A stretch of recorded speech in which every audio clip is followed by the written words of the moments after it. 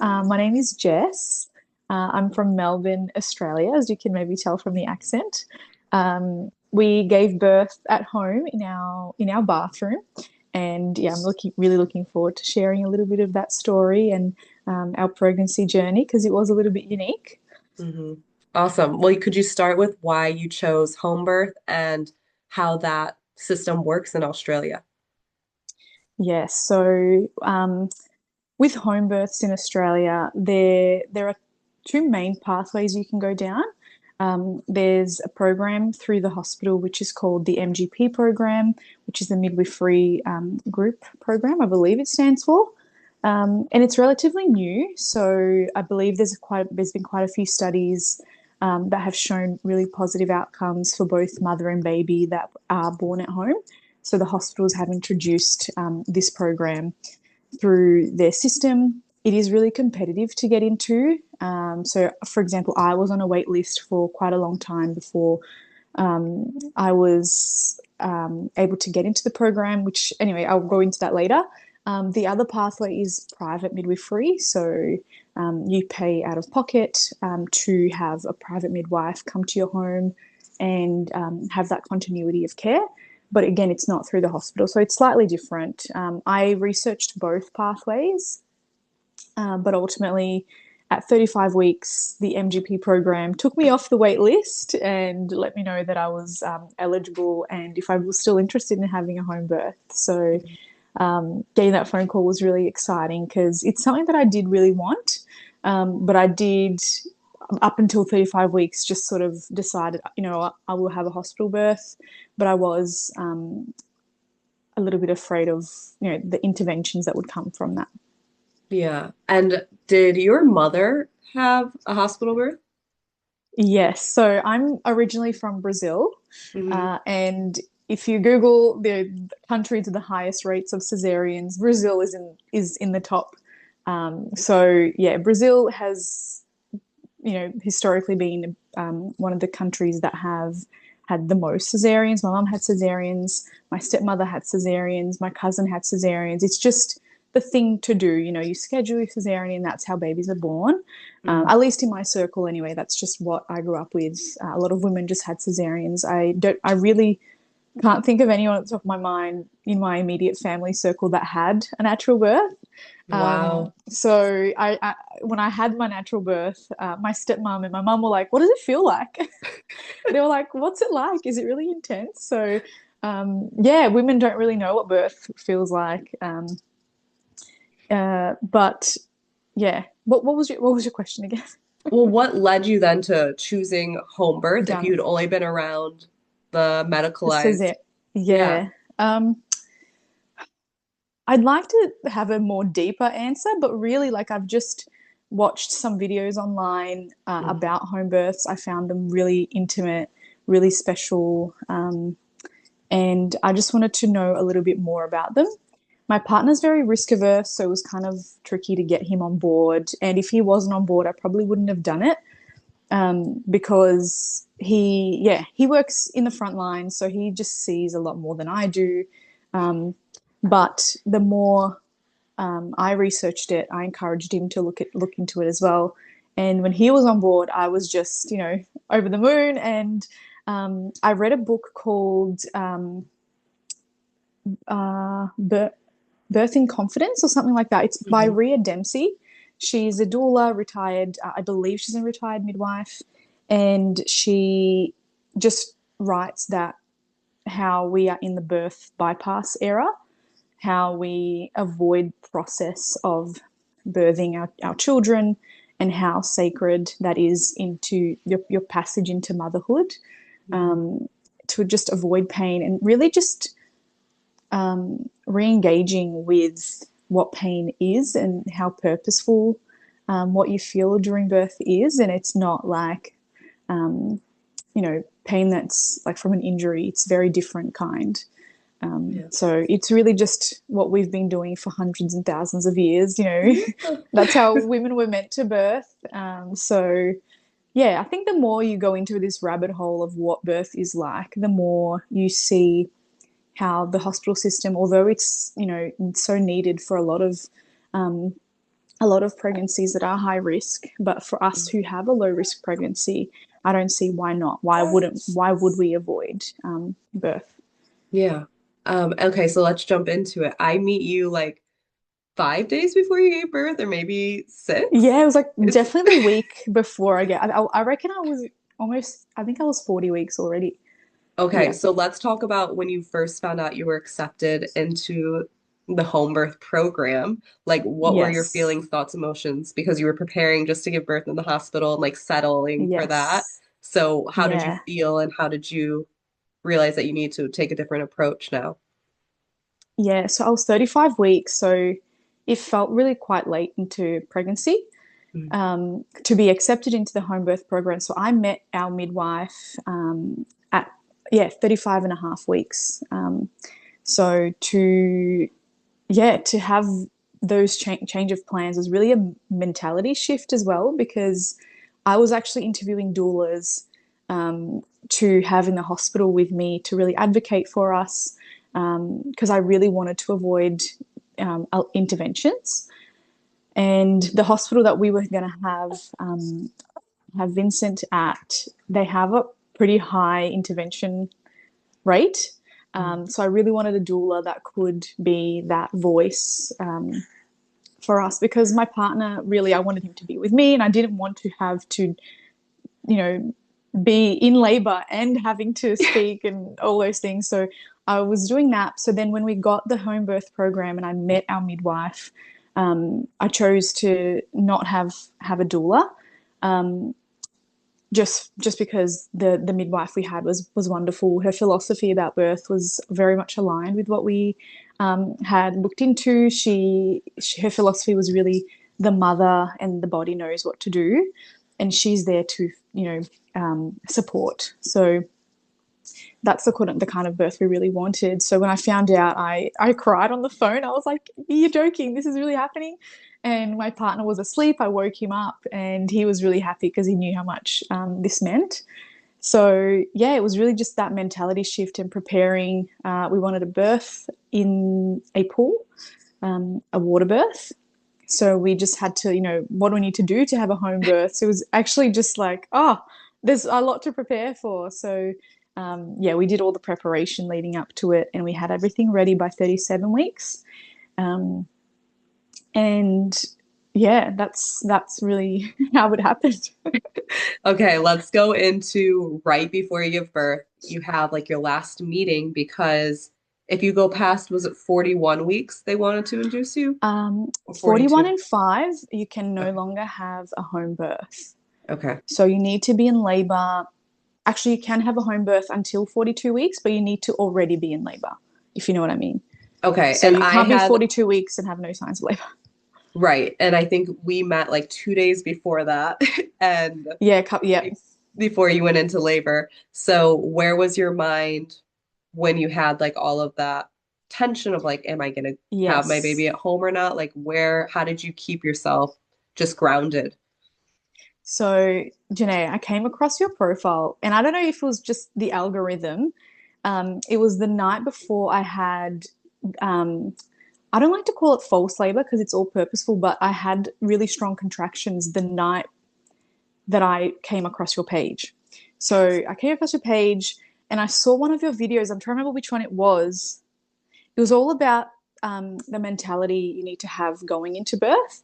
And in my mind, I thought I had quite a strong. I'm like, you know what? I've been meditating for 9 months.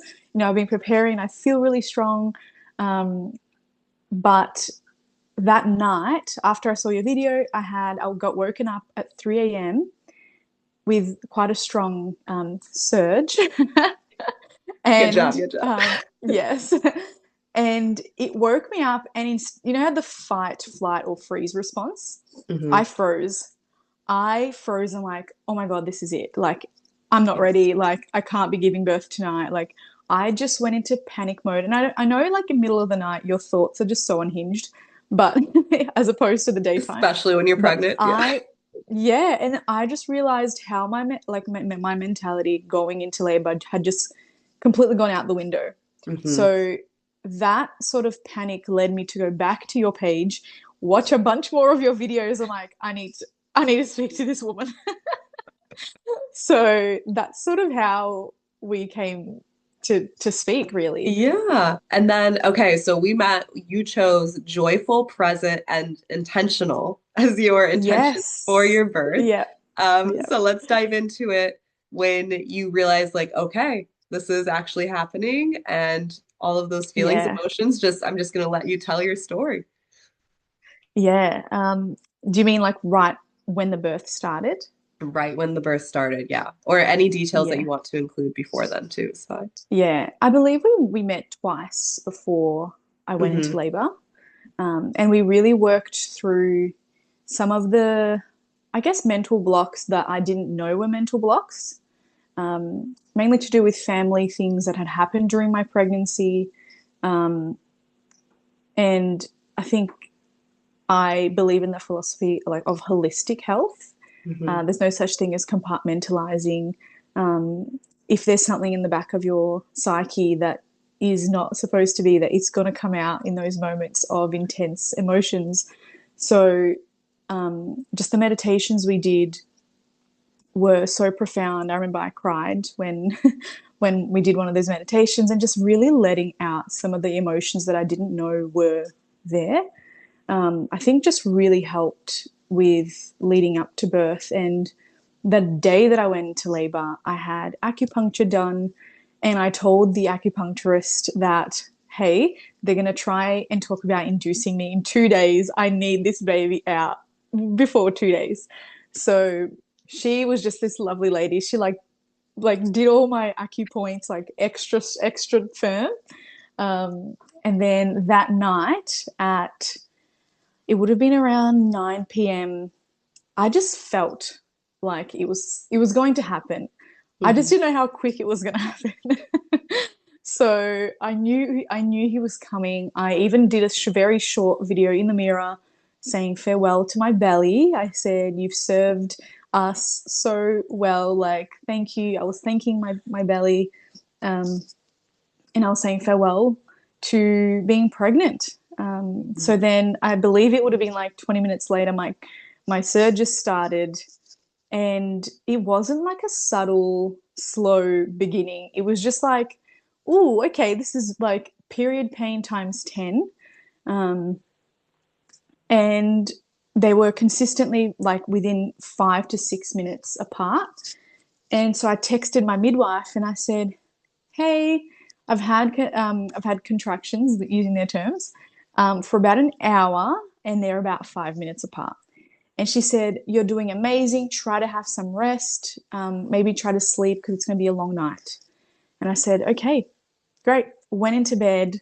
And because it was the lights were dim, it was my house. Like I was so relaxed that the surges just really peaked and got really intense within those 2 hours.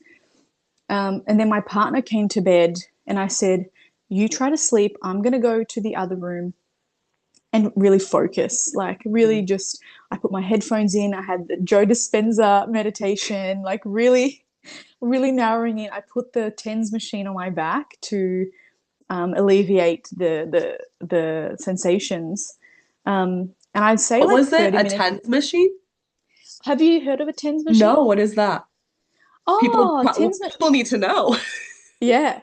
Oh my gosh, TENS machines are really popular here. So for labor, so they're oh gosh, I'm not the best person to explain what they are, but they're not typically used for pregnancy or sorry labor. They're used mostly for people in rehab. For example, my partner's dad has a TENS machine for Okay. muscle stimulation, so it gives little shocks to the Oh, particular muscle, okay. and it's that whole theory of if you stimulate a part of the body, the brain divides where the pain is, sort of thing. So Yep. it sort of distracts from that. So you put a TENS machine on your back. So if anyone wants to know about Wow. more about it, Yes, that is it's such spelled good knowledge. TENS, Okay.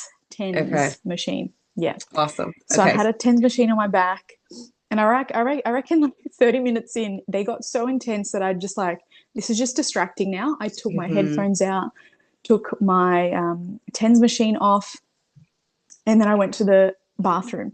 And that's when, your body's really preparing, because I just cleared everything and went straight to the shower. And in the shower, because it was warm and it was at home, it was so relaxing. I They got so intense that I screamed and I said, Adam, he's coming, prepare the pool.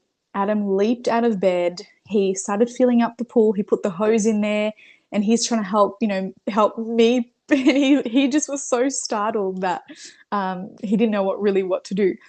And then he called my midwife, and I think I would have been in transition, because I was howling.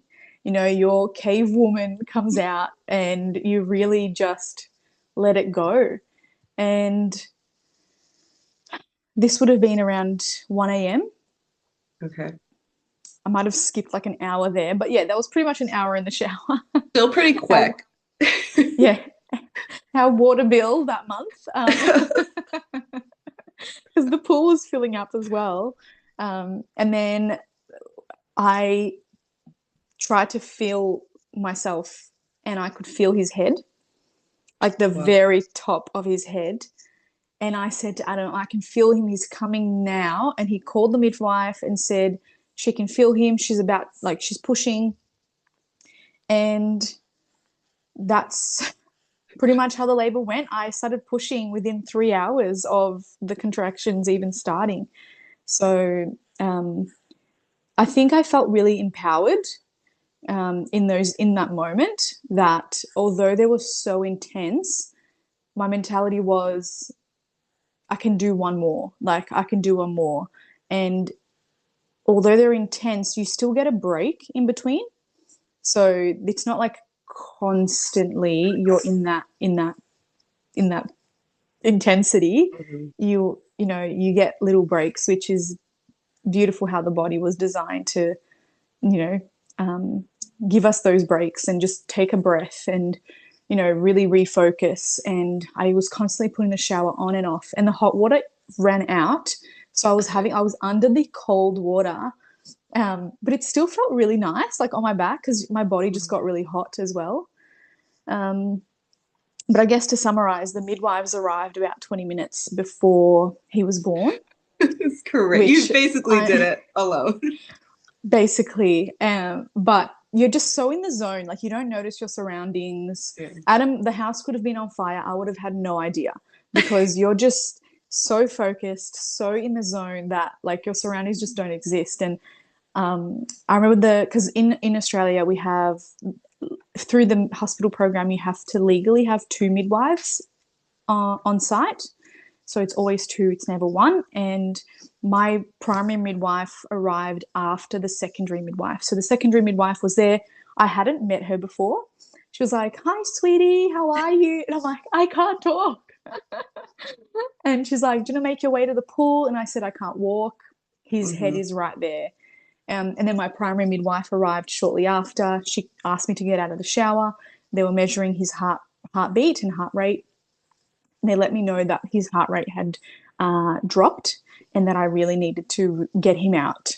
And I had a lot of trust with my midwife, just because I knew her philosophy, and I know that she wouldn't ask me to push unless I needed to. Hmm. So my partner held on to me, he held on to my legs, and I just really worked on getting Vincent out. And I just worked with every surge I pushed, every surge I pushed. And it wasn't very long pushing. He would have been out, I would have been on the floor. Again, concept of time, I have no idea, but probably about 10 minutes of Wow. him. And his head came out and his body just slid out like a jellyfish. Like he just was ready to come out. Hmm. Um, and it was such a surreal moment, because the midwife just picked him up and put him straight on my chest. He was slightly purple, but he cried straight away. His color started to come, and I was just like, "What just happened right now? Like, is this my baby? Like, oh my god!" Like, yeah, it was really, yeah, it was really just I was feeling a lot of shock, like of how Hmm. quickly it all happened. Because in my mind, I'm like, I'm gonna be here all night. I'll be Hmm. in labor all night. I was ready. I was focused, and when he arrived, it was yeah, just a big shock. And the midwives just checked him, but while he was on me, they left us on the floor for a little while. I was really sad that I didn't make it to the pool. That was the only part of my labor that I was really like, oh, damn it. But eventually we made our way to the couch in the spare room. He was on me the whole time because the umbilical cord was still attached and my placenta was still inside. And about 40 minutes after his birth, I birthed the placenta.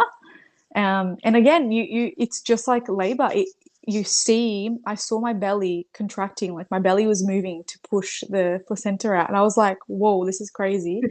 So I just did a squat and it just came right out. So, and a lot of blood came out in that once the placenta came out because I didn't bleed much during his birth.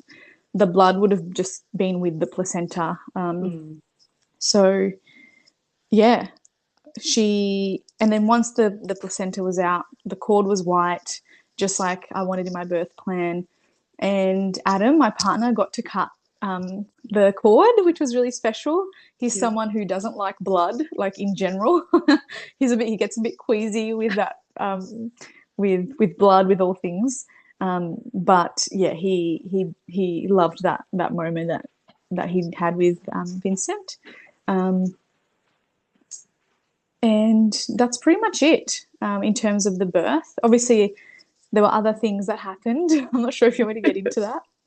Well, we can add that in your postpartum story. We have a few minutes, so Yes. let's just go into it actually, because we have like 10 more minutes. So you get checked. One, did you save your placenta, or did you encapsulate it, or did you just toss it? I didn't. I didn't. So they offer to take Oh, the nice. placenta.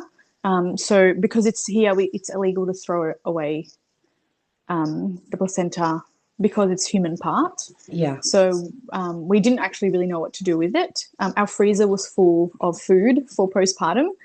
So And I'm nice. like, we don't have space. I don't know what to do with it. And in that moment, you're like, your brain's just not wanting to make any decisions. So Yeah.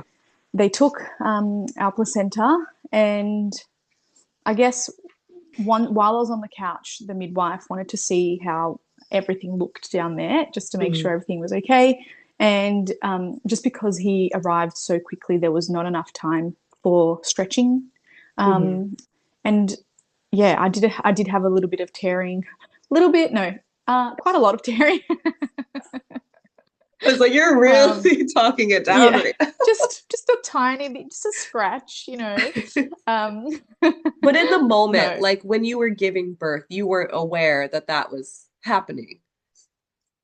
I when I was pushing, I felt my skin stretching, Oh, you and did. Wow. yes, I felt Okay. it stretching, and I was actually saying, I'm gonna tear, I'm gonna tear, and I just knew it. I knew I was gonna tear, Okay. but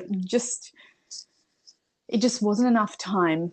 I think the end of my labor felt a little bit rushed, Hmm. just because of his heart rate. We just wanted to make sure he was okay.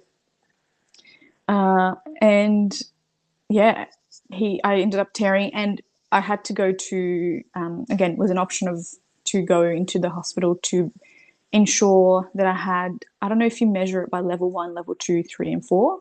Yeah, Yes. so they wanted to make sure whether I had a level two or three tear Okay. in hospital, and that's what we did. We went in, and that was probably the most challenging part of the whole experience. Not the pushing, not the not the birth, not the contractions and surges. It was really just the recovery of the stitches and the tearing. Yeah.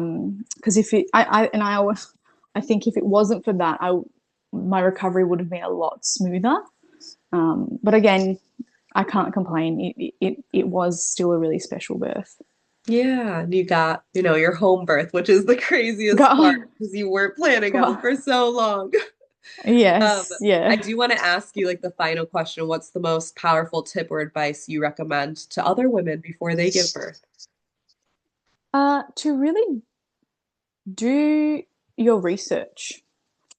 To and we all call it me search, right? Because um, like Rhea Dempsey's book was really eye-opening. I think it's an Australian book. I'm not sure if you can I get. You think could I probably get have it it. online. Yeah. Oh, I'm pretty sure I have the yes. exact same book. Yeah, it's a really powerful book because I know many of my friends who have gone into birth and labor just not knowing much. And Hmm. I think no matter what path your labor goes into, whether it is a C-section or you have to use, interventions, inductions, and whatnot, as long as you know why you're doing those things and what they're for, what the consequences of those are, and you feel empowered and like, yeah, I know why I've made that decision. As long as you've made the decision and not someone else has made the decision for you, I think that is what makes a positive birth story. Yeah. Because the outcome of my birth story, I didn't use the pool and I didn't, um, have the smooth recovery with the stitches, but I did I did make those decisions at the end of the day. Yeah. So I still processing how that birth was. It's still quite a positive memory in my mind. It took me a while to get here. I think the first month I Yeah. didn't really think about it. I was still a bit like, that was a bit crazy, wasn't it? Um, but yeah, I guess the main advice is really just understanding what interventions are for, what the consequences of them are, and just empowering yourself Hmm. before going into birth. Yeah, that's great Because it can be advice. scary, especially for your first, Hmm. to make the decisions because you don't know what it's like, and each baby's different, and each birth is different. So you just have to really listen to yourself. Yeah, and Yeah, getting in tune with your body and trusting yourself comes from doing the research. So I think absolutely, that's really good absolutely. advice. Yeah. Okay, my last question is what did you learn about yourself through this birth experience now that you're a mother? Uh, I have this narrative in my mind that my pain threshold is non-existent. I have this now, and for a while I've always thought I don't have my pain threshold is terrible. My pain threshold is terrible. I kept telling myself I always thought I had a terrible pain threshold, but going into labor just helped me see that that's a narrative that's not true. I went through like I went through unmedicated labor and it like yeah, I've learned that I can get through a lot more than what I think I Mm. can. Um and yeah, I just remind myself that okay, I got through labor, I can probably get through one night of no sleep. Yeah. I got through labor, I can probably get through something else, and it's just like it's made me see myself in a different light. It's made me feel stronger, more empowered. And it really is like Rhea Dempsey. I've mentioned her 1,000 times already, but she talks about it is birth really is the path into motherhood because it makes you into a mother, right? Like you're birthing a human, It's like and initiation. it's the initiation. Yeah, like Yeah. you feel so much stronger for it. Yeah. So yeah, it's been a beautiful lesson of how strong we really are. Oh, beautiful. Awesome. Well, thank you for Yeah. sharing. Anyone who's watching, stay tuned for our next video with you. We'll talk about postpartum. I think a lot of my audience will be interested in what Australia does for postpartum versus what happens here in the States Yes. and your Yeah. whole breastfeeding journey as well. So thank you so much. Thank you. Thanks, Janae.